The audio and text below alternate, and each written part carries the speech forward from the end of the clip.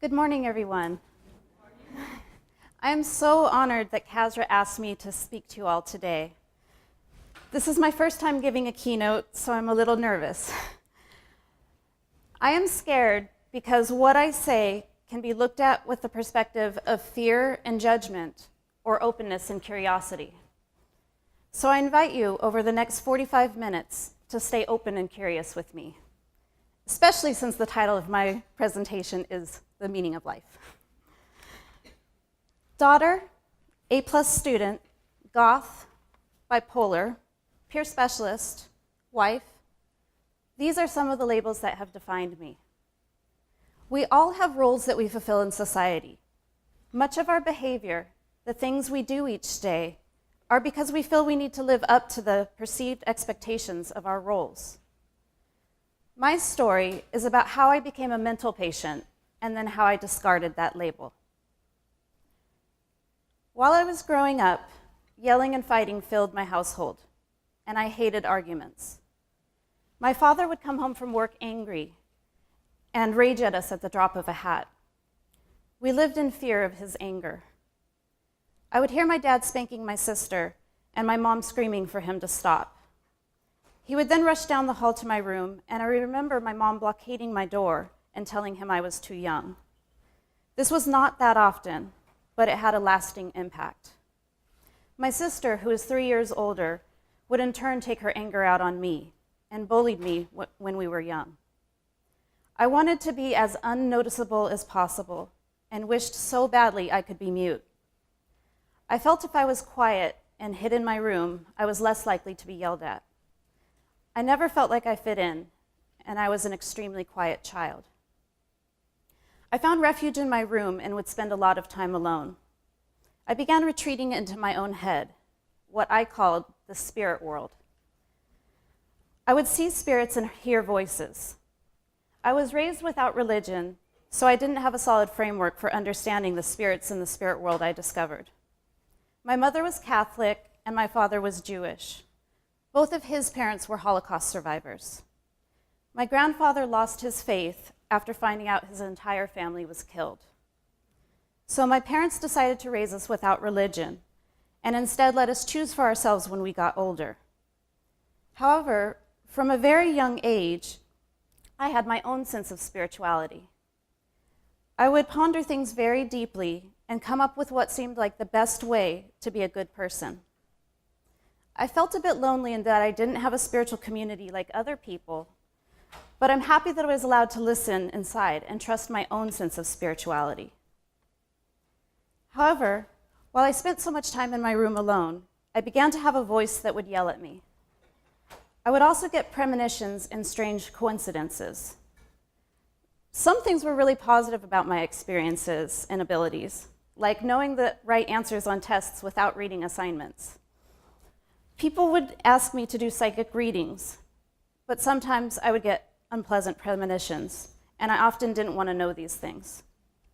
For example, I would see a future car crash or know that someone was going to die young.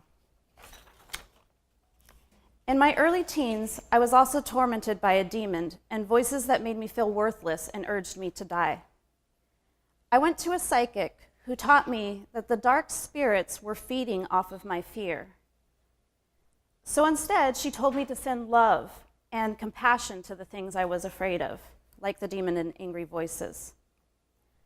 Vibrationally, love is the opposite of fear, and the energy of love is a great protector. It's not an easy switch to do, because I had to change. However, this shift in perspective worked. I regained my sense of power, and the demon went away. This was a key moment for me and the essence of what I want to convey to you. By responding with love and not fear, I changed the reality. And if I had been responded to with love and not fear, I would have not been pulled into the mental health system. Perspective is key. It shapes how we see and operate in this world. It is the foundation for how we respond to the situations we encounter. Having altered states of consciousness, by definition, shifts how you interact with the world, or more specifically, what is defined as consensus reality. How these experiences are viewed by those close to the one going through an altered state of consciousness shapes what happens next. Yes, I had altered states, but would these states be scary or would they be transformational? It depended not only on me, but on how the people around me responded. That experience with the demon, however, made me not want anything to do with the psychic stuff or the spirit world anymore. I wasn't ready to walk down this enormous spiritual path. And since I didn't have anyone to really guide me, I closed it all off. In my senior year of high school, I was diagnosed with attention deficit disorder. This was my first introduction to medicalizing my experiences. It always took me more hours to complete my homework than other students, but now I had an explanation for why I was different. My doctor gave me a prescription for Ritalin.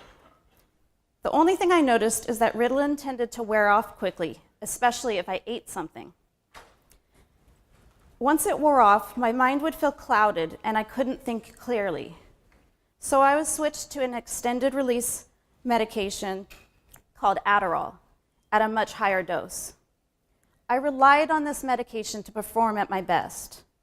I started to believe that I couldn't do any homework without taking it, and this became more and more of a reality. I went off to college and started eating and sleeping less because the Adderall was always in my system. After my first 2 years, when I was about to transfer to UC Berkeley, my father suffered a heart attack and couldn't work. So I took a year off from school, moved back in with my father, and got a job at the cool record store in San Diego. The next year, I headed back to UC Berkeley to resume my studies. However, while I was couch surfing, looking for an apartment, I was drugged without my knowledge and raped by the person I was staying with.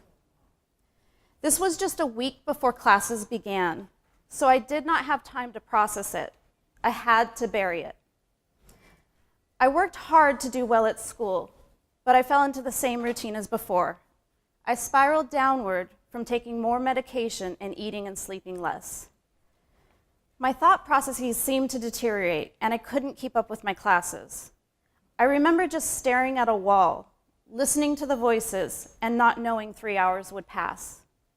I was retreating back into that world inside my head that had been safe for me when I was young.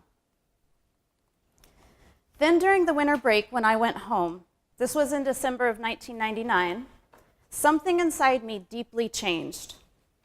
I found out a close friend of mine was murdered by her boyfriend. He was suicidal and he decided to take her with him by leaking gas into their apartment.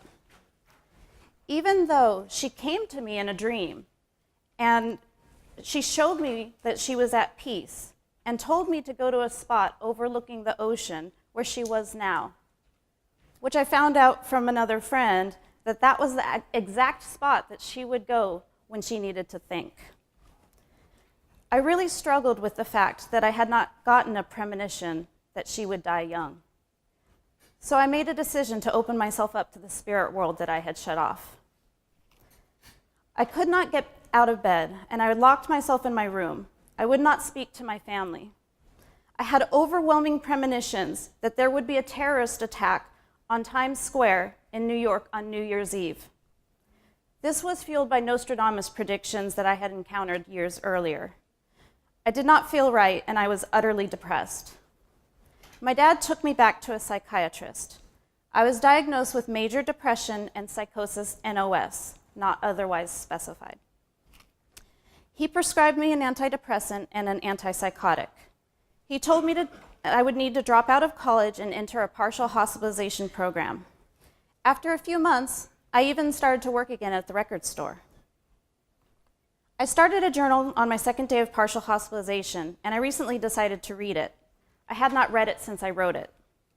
I wanted to share it with you all because these passages highlight the switch upon entering the mental health system from looking at my experiences as spiritual toward a medical model explanation. This is hopefully the first page of a long dedication to writing down my thoughts and feelings in this journal. I guess it is the time for starting over and retraining myself to do all the self-help things I have been told are helpful all throughout life, but yet have never taken the time to do. The end result, hopefully being a little less screwed up. It is weird to be going through so much self-awareness since I have started partial hospitalization. I had a big thing with reality today. I think that the Zyprexa is starting to work because I felt a little different today, but only in spurts. I started realizing that the people and surroundings around me are actually real, that everything actually does exist, and that I exist too. Today, I came into an understanding about the voices inside my head. I found out that they are supposed to be not normal. I hear what seems like cafe chatter inside my head. I remember now the old woman who used to yell at me as a kid. Hey, it seems like whenever the voices are actually speaking to me, they are speaking over a loudspeaker or an echoed voice, and they are usually yelling at me. It broke my heart when I reread this part of my journal, because that was the moment, the day, that I found out I was abnormal. I wasn't just ADHD, I was sick. Also, I remembered that when I took the Wellbutrin, the voices became much louder inside my head. So I guess that this is probably something that does need to be addressed. Hopefully the Zyprexa will help, but I really don't want it to take away my abilities. I want to be able to control my connection with reality in the spirit world. I began to accept tonight that I know things from past lives that others have forgotten or ignored. Like I asked my mom if she knows what it feels like to die. I feel it like a snap, someone turning out the light on your life, and then you just become a soul, and you go into the black spirit world that is inside your head. And then in the spirit world, you can imagine and create whatever you want to see. But my mom said that she doesn't know what it feels like to die. I also asked if she just knows things, because I know things that I have not experienced in this physical life yet. I know feelings I have not experienced either.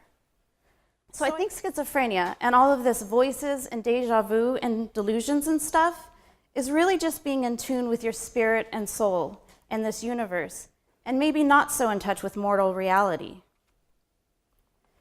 It is so weird when you thought you were normal your entire life, and the voices inside my head are said to be abnormal. I ask other people about voices, and many people don't hear this kind of stuff. I also talked with my sister's ex-boyfriend yesterday, and he said that I sounded like I was going through a mania episode when I was figuring out all this stuff in my head about spirituality and the universe and stuff. I guess that they would refer to these kinds of things as delusions of grandeur. I really do think that I figured stuff out finally. I really do think that the insane know more truth about the universe than most normal people or doctors. I don't know if I'm a chosen one to know this kind of stuff. I just think that I'm more aware and that I'm a very old soul. I think that other insane people are old souls and can just remember better than others. But I think that the Zyprexa will help me to be able to focus my attention more so on the present instead. That will be good. However, I am scared that the ability to have insight and foresight may be at risk with this medication. I need this instinct in order to fulfill my purpose in life of helping other lost souls. So what I want is a good balance, or the ability to do both, understand both well. Living too much inside my head is having consequences, and so would only living in the present physical world. I was struggling between the medical model and the spiritual model. I was struggling with accepting this new identity as a mental patient. But after trying all different kinds of meds with awful side effects like tremors, dulled personality, and brain fog, I finally stopped them cold turkey. The withdrawal triggered insomnia and a huge psychosis, but which also had big spiritual and creative side. I was up for 5 days straight, and I had an epiphany. Here's what I wrote in my journal. I did a lot of thinking last night. I figured out the meaning of life and planned what I want to do in the future, and then figured out the entire path, long and complicated, but that will get me there. I figured out the rest of my life and how to solve all the world's problems in one night. I was sure I had come up with a brilliant plan that would ultimately lead me to becoming the first female president of the United States, where I would run against Chelsea Clinton. And this was in 2000, so it was way before Hillary ever ran for president. I had figured out the solutions to world war and famine. Suddenly, it was like I could see everything so clearly, like I was drawing connections between the stars to form the constellations. I was feeling such peace with the universe and such a connection to humanity. And then I had a huge discovery. I began to think about myself and why I was so unhappy. I was thinking about my new kitten and what she needs to be happy. I figured that she needs food, water, shelter, but also attention and something to play with. Then I began to think about what people, in general, everywhere, need to be happy.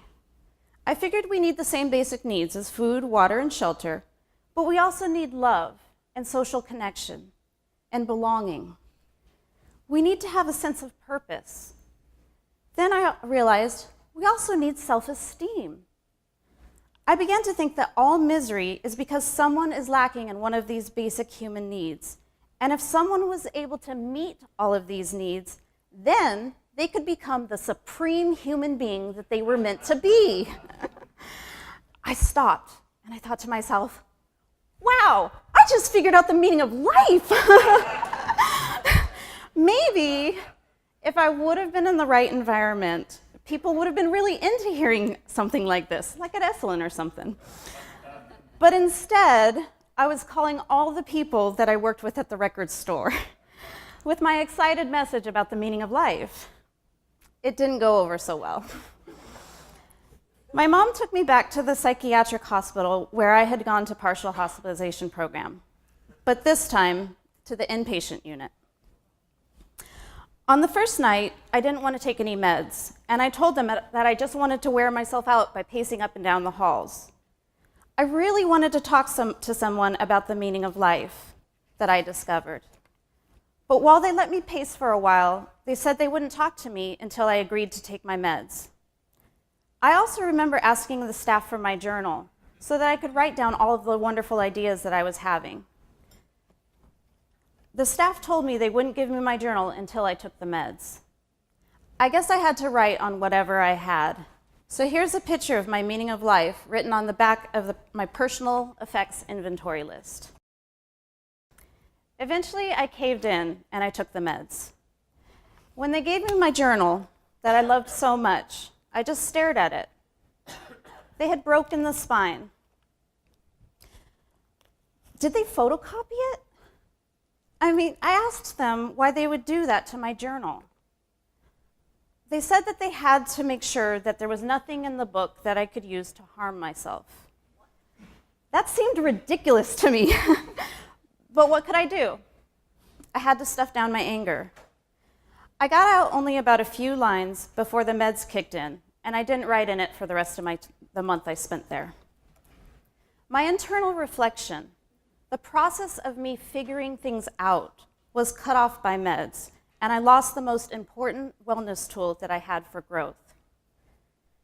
I asked what was wrong with me, and they said I had bipolar and psychosis NOS. I asked my main doctor what psychosis meant, and while he seemed hesitant to tell me, he said it was the precursor to schizophrenia, because I hear voices and music. I knew schizophrenia was a label I didn't want. I already had so many diagnoses at this point, so I stopped telling him about hearing things. The hospital was a strange experience of challenging the identity that I thought I had. I was pushed in so many ways to redefine my identity as a mental patient. Every little thing was designed to break my self-understanding. Little humiliations were dehumanizing.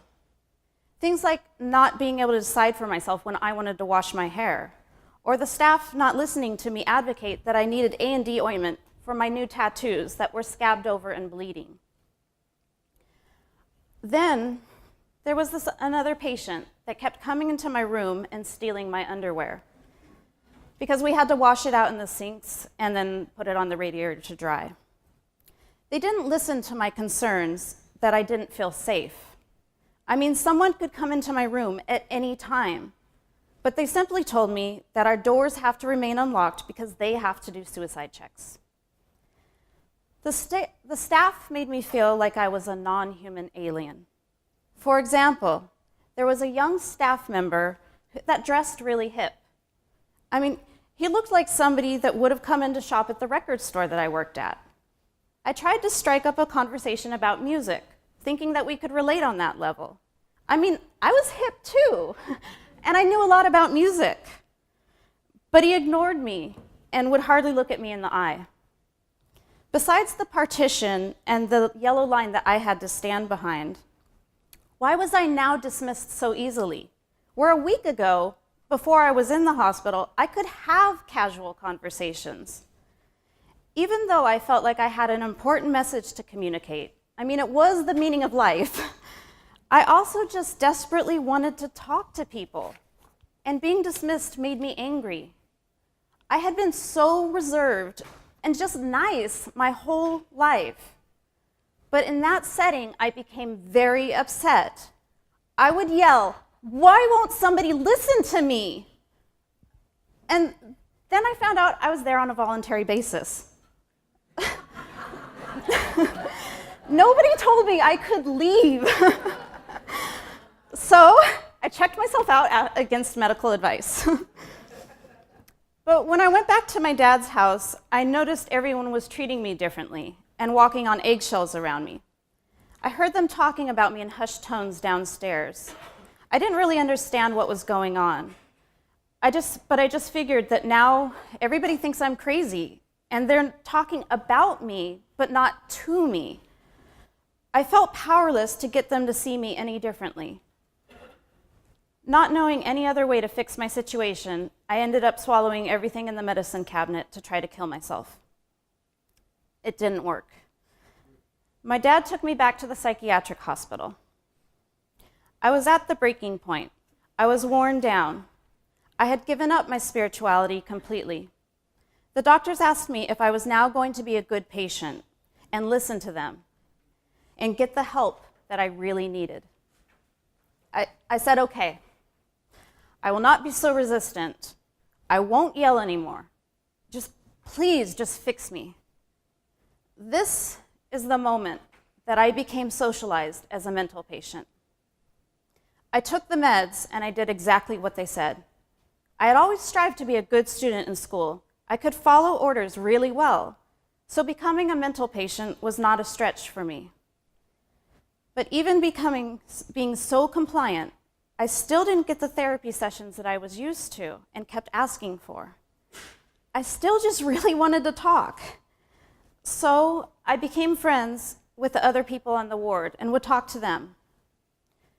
There was this older man who I was telling about my time in the partial hospitalization program and saying that I wish that they had groups and better care like that while you are inpatient.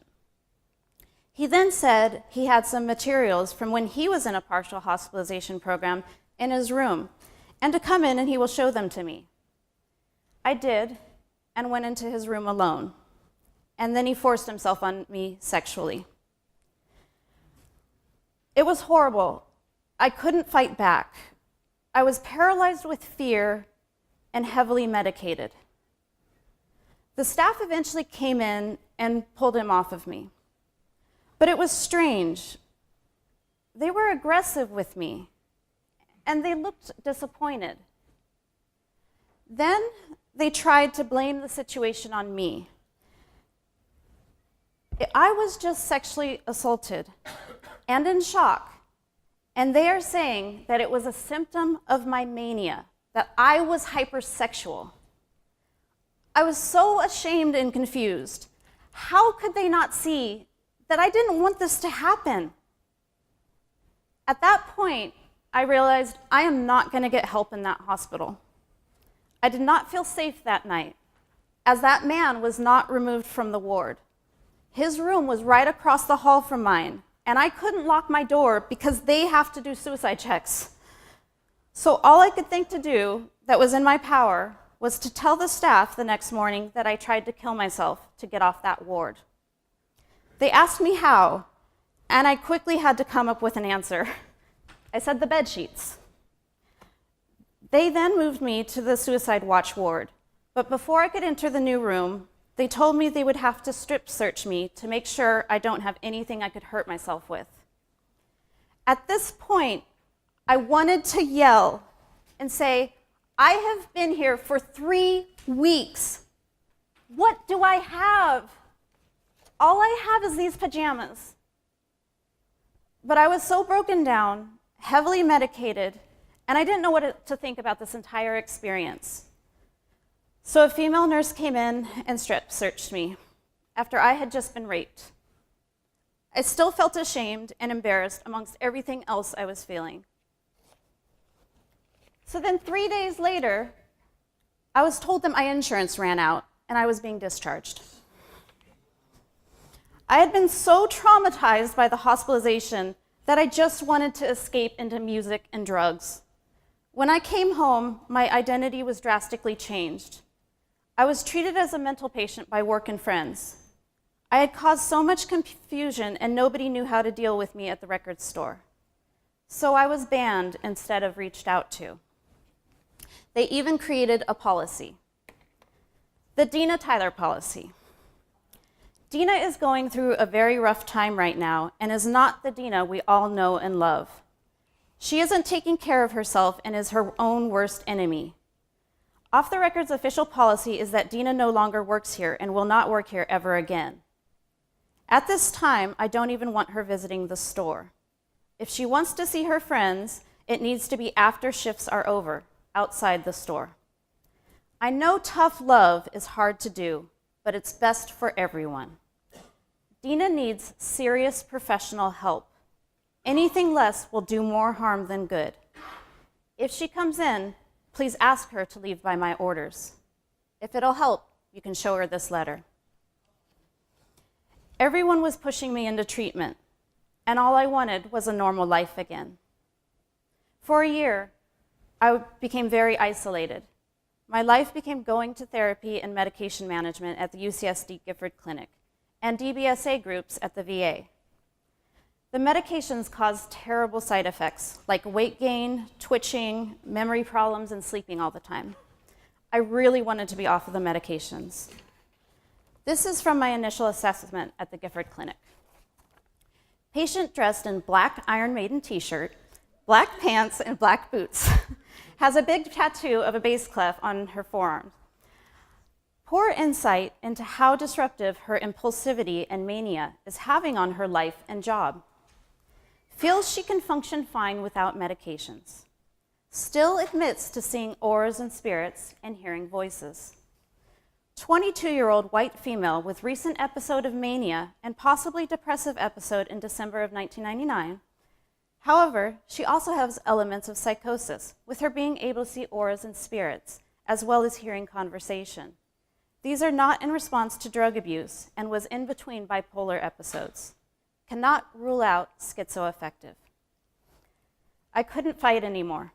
I got on disability and gave in to the messages that I wouldn't work again and would be on meds for the rest of my life. That I couldn't trust my own mind. That at any moment I could have another manic episode. Now I could have kept down that path, but after a year of attending DBSA groups and seeing older people in that group just talk about benefits and meds and side effects, something deep inside me started to fight back. Slowly, I began to challenge those messages and rebuild my life. I got a job and learned that I could challenge that message. Then, I came off all my meds, and while it was hard, I ended up being okay. I finally found a guy to date who didn't immediately reject me because of my diagnosis. I also found a therapist who practices energy psychology and was open to exploring a spiritual framework. He saw how the diagnoses were limiting me, how much I hated them, and he said, okay, I will remove them. So at least in our interactions, poof, they were gone. And that was so relieving to me. Finally, I started to feel independent again, and I completely exited the mental health system. I took a couple courses at the local community college, was a banquet server, and moved in with that boyfriend, who is now my husband.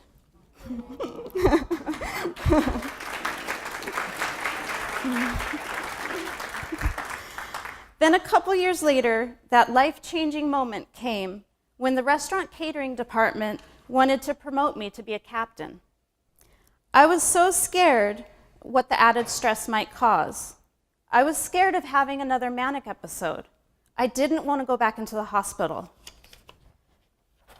But finally, I took the promotion, and I found out I was able to handle the stress. Then I decided to go back to UC Berkeley and finish my undergraduate degree. I graduated with highest honors. I studied mental health from a sociological perspective. After encountering so much stigma and rejection, after I was given multiple diagnoses, I wanted to understand more about how the person who is given a diagnosis is then treated within society.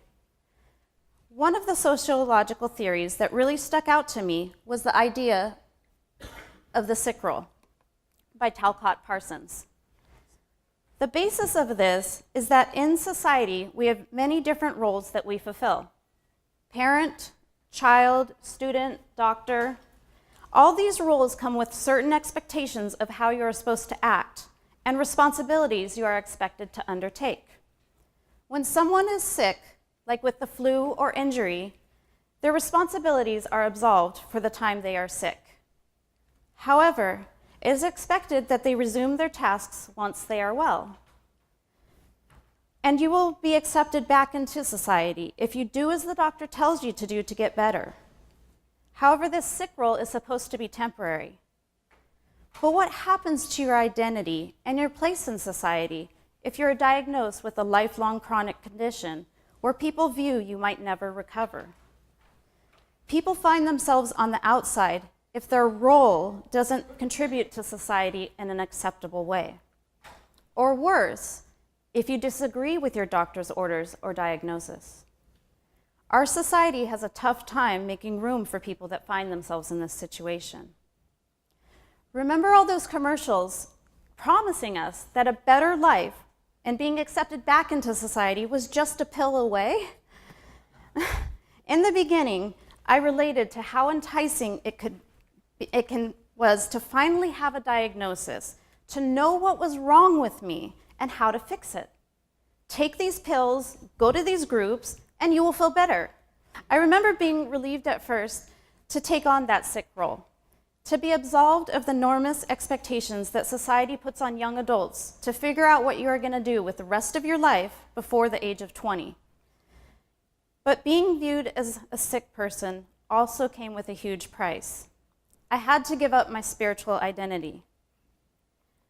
My recovery has been about getting that back and rejecting the identity that the very people who were trying to help me were forcing me to accept. To do this, I had to find a different community, one in which I would be accepted for who I am. I found a copy of Madness Network News from the 1970s in the UC Berkeley Library, and that was how I learned about the consumer survivor ex-patient movement. I found out that there were other people out there who had also been traumatized in hospitals and were advocating to make changes in how people with mental health struggles are treated. I found the Icarus Project website and their logo, "You Are Not Alone," helped me to find an online community when I was too stuck in isolation to go to a support group to meet people in person. It was great to find people who were talking about things other than medications and side effects. Looking back, my greatest healing came from finding different ways to make sense of my experiences and find meaning. For instance, looking into intergenerational trauma from the Holocaust and learning that grandchildren of Holocaust survivors were overrepresented by 300% among psychiatry referrals in comparison to the general population. Learning this, I had a new context to view my family life growing up and have compassion for my father and what may have contributed to him being so angry. I have returned to embracing a spiritual framework by reframing my crisis as a transformative experience. This has been the foundation of my recovery. that maintenance and coping is not the goal.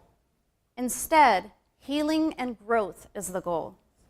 That I don't have to see myself as sick or my spiritual views as symptoms. And that it is okay to hear voices, see auras, and spirits. While I was doing research for my thesis, I found this video on the YouTube channel Bipolar or Waking Up. It was the first time that I had heard anyone say that experiences of mania can be looked at as a spiritual awakening. I was so excited. I had to share this with my mom. I told her that this is the best thing that I have found that communicates exactly what I was going through. A couple of years ago, I co-founded the Bay Area Hearing Voices. The International Hearing Voices Network was started by a Dutch psychiatrist, Marius Room, who worked with a voice hearer named Patsy Haig. She said to him, "You believe in a God we never see or hear. So why shouldn't you believe in the voices that I really do hear?" This was the foundation for the Hearing Voices movement, that voices are real. Finding a community that doesn't dismiss the voices, where people understand, has been very important to me. I learned that in some cultures, it is considered abnormal if you don't hear voices. I began to think about how most people have had the experience of a song being stuck in their heads. This is an auditory experience that no one else can hear. Also, many people have an internal critic. This is considered normal. What if these experiences were just turned up much louder in some people, and so they were difficult to ignore? In talking to other people that hear voices, I have come to understand that I have power in the relationship. Some voices are just jerks, and they try to make me feel bad about myself. I can respectfully ask them if they have something they want to communicate to me. I will listen, but they need to deliver their message in a way I can hear it. They must treat me with respect. I still take the advice of the psychic, and I send even the jerky voices love and compassion, and that helps them to go away. But I also have extremely helpful voices, and they provide guidance. I realized that sometimes they speak metaphorically, and they yell in order to get my attention. They have also quieted down now that I have told them I will listen to them, as long as they promise not to overwhelm me. I have also told them that it has to be up to me of whether I follow their guidance or not. I have had to learn to become the one who discerns between the messages I receive. I have been greatly inspired by learning about how shamans go through a shamanic initiatory crisis in which elder shamans help someone to recognize their gift and then nurture them through the incredibly distressing experiences to get to the other side. In the shamanic cultural context, while these experiences are difficult, they are viewed in a positive light. That the person is going to come out of the experience stronger